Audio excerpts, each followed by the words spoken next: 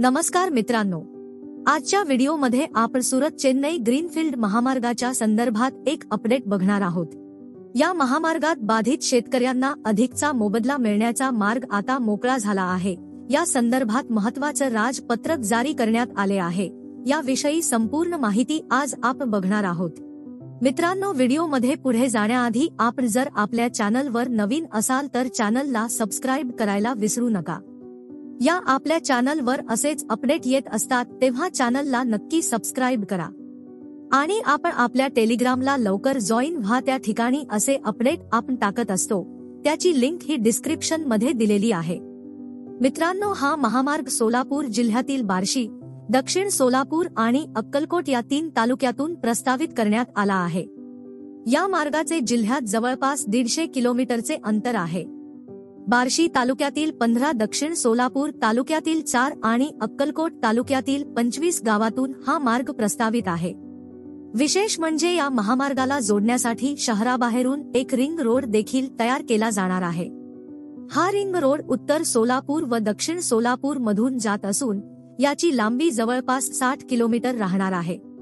या दोन्ही मार्गांची सोलापूर जिल्ह्यात मोजणी कंप्लीट करण्यात आली आहे।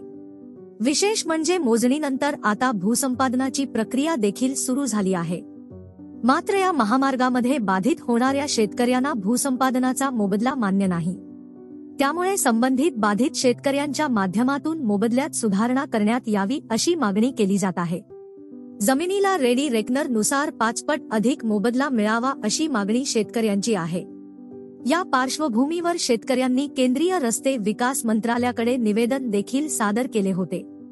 या निवेदनाची आता दखल घेण्यात आली आहे आणि केंद्रीय रस्ते विकास मंत्रालयाने या पार्श्वभूमीवर एक महत्त्वाचे पत्र निर्गमित केले आहे। सोलापूरच्या राष्ट्रीय राजमार्ग प्राधिकरणाला हे पत्र पाठवण्यात आले आहे।